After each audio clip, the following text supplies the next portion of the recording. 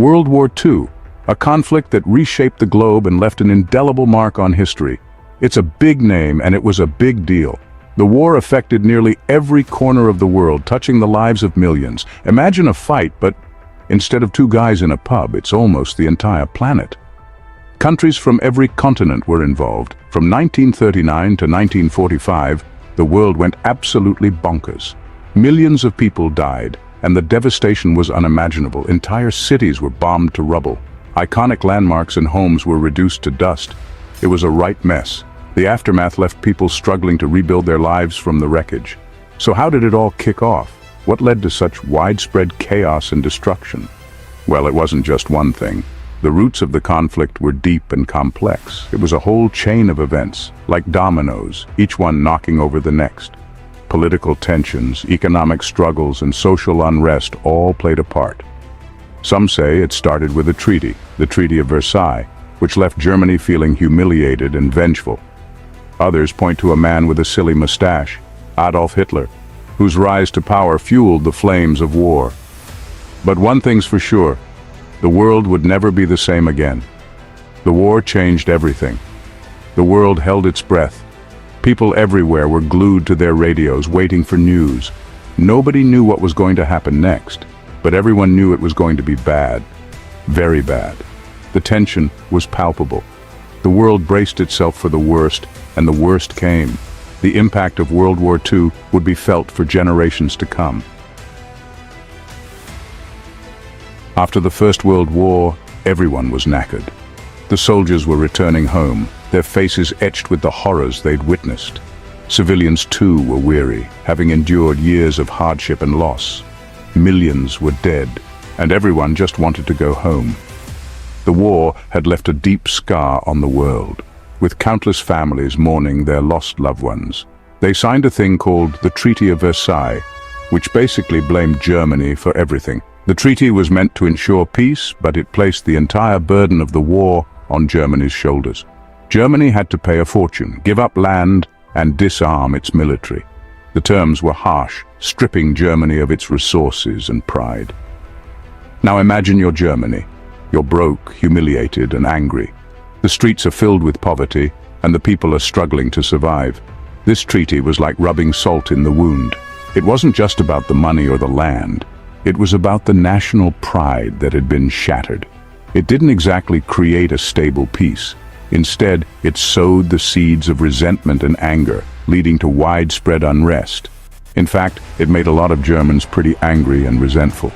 The treaty was seen as a national humiliation, and it fueled a desire for revenge. Not exactly the best way to kiss and make up, is it? The Treaty of Versailles, rather than fostering peace, laid the groundwork for future conflict. This is where our mate with the funny mustache comes in, Adolf Hitler.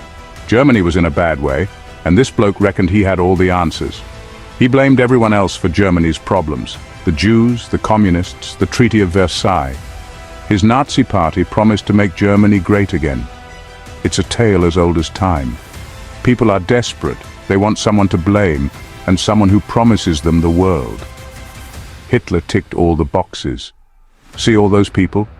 They bought what Hitler was selling. Big mistake. Section 4. A hollow agreement, appeasement, and the Munich Pact. The term appeasement is often associated with the policy adopted by European leaders in the 1930s, particularly Neville Chamberlain, the British Prime Minister.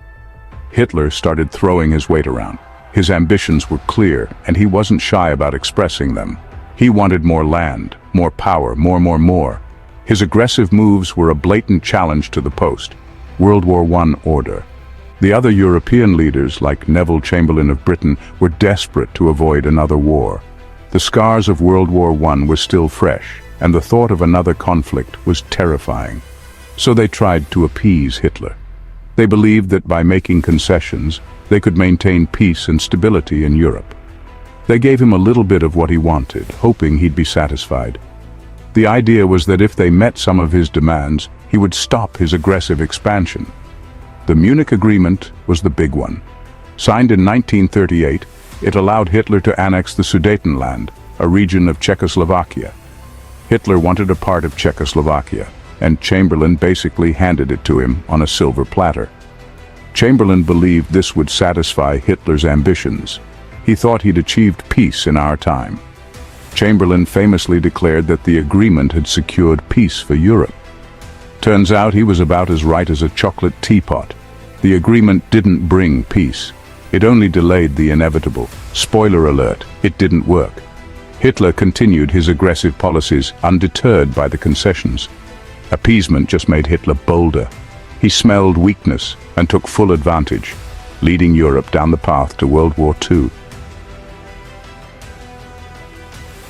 Section 5. Invasion, the spark that ignited the world. Then, on September 1st, 1939, Hitler invaded Poland. That was it, the line in the sand.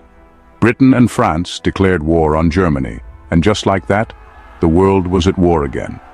And that, my friends, is how World War II began. A series of bad decisions, a whole lot of resentment, and one very nasty piece of work with a silly mustache.